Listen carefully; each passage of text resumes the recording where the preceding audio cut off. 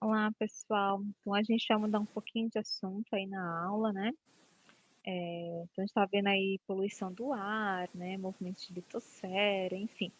A gente vai aí falar um pouco sobre a classificação da vida, né? Como que os seres vivos são classificados, né? Que regras que a gente usa para classificar os seres vivos, né? Então, alguns conceitos importantes aqui. Então, né, antes, para a gente começar aí, é importante a gente tentar entender o que seria vida, como que é possível distinguir seres vivos de não vivos, né? Então, sabemos aí que todos os seres vivos compartilham características em comum, né? Então, será ter olho, respirar, cheirar, ter folha, falar, ter sangue, ter cérebro, comer? Será que são características que realmente todos os seres vivos possuem?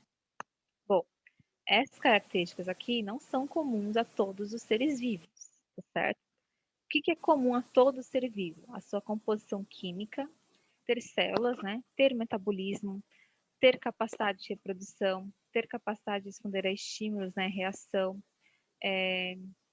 evolução, né? Ser capaz de evoluir, ter movimento e ter crescimento. Isso são características comuns a todo ser vivo, tá? Mas entre os milhões de seres vivos que a gente tem no planeta Terra, como que a gente pode organizá-los? Como é que fizeram aí para organizar toda essa diversidade de vida? Né? Então, a resposta aí é classificando-os. Mas como que vai classificar? O que é classificar? Classificar é organizar, né?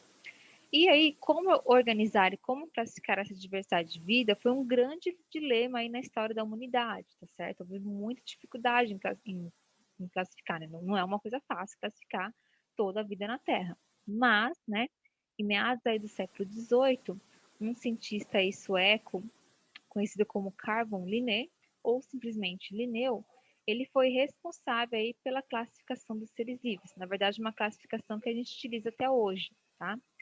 Linneu, ele denominou a espécie como sendo uma unidade básica de classificação.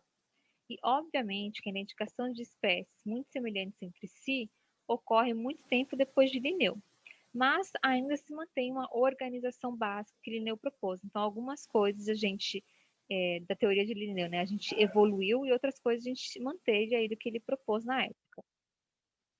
Então, Linneu classificou, ele organizou. Mas como seria se cada cientista, né, decidisse, por exemplo, chamar uma determinada espécie de um jeito, né? Isso também foi um problema, né? Então, por exemplo, aí, o cão, né? Em português eu chamo o cão de cão, né? Mesmo, de cachorro. Em inglês eu chamo de dog, em espanhol é perro, né? E assim por diante, né? Para cada animal, para cada ser vivo, em cada língua eu chamo de um jeito, tá? Então, por isso que existem aí as chamadas regras de nomenclatura, tá? Então, no caso, essas regrinhas, né, são basicamente algumas regrinhas aí. A primeira delas é que a nomenclatura da espécie ela tem que ser de forma binominal, ou seja, ela tem que ter dois nomes. O primeiro nome se refere ao gênero e o segundo nome é o epiteto específico que a gente fala, né? O que vai especificar a espécie.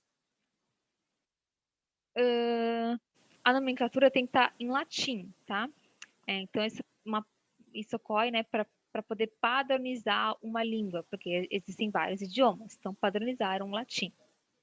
Então, cães familiares, por exemplo, é o nosso cão doméstico, né? A forma como se diz o nosso cão doméstico em latim. O nome do ser vivo sempre tem que vir destacado do texto, né? Ou tem que vir em itálico, ou tem que vir sublinhado, ou ainda em negrito, como eu coloquei aqui. E a primeira letra do nome, tá? Sempre tem que ser maiúscula e as demais minúsculas, tá certo? Mas, agora que a gente já sabe, né, como nomear, como que a gente vai organizar de fato essa diversidade de vida? Bem, então, para organizar toda essa diversidade de vida, foi criada aí os táxons. Táxons são grupos de classificação. E organiza a vida de táxon mais abrangente até o mais específico, não, menos abrangente aí, que é o táxon de espécie, né? Atualmente tem esse táxon aqui de domínio, tá? Mas é muito mais comum a gente ver de reino para baixo. Então, os táxons são reino, né? Domínio, reino, filos, também chamada divisão, classe, ordem, família, gênero e espécie, né? A ordem de abrangência, né? O reino é o táxon mais abrangente e espécie é o táxon menos abrangente. Então, por exemplo, aqui, né, o reino pode ser o reino animal, o reino vegetal, o reino das bactérias, enfim.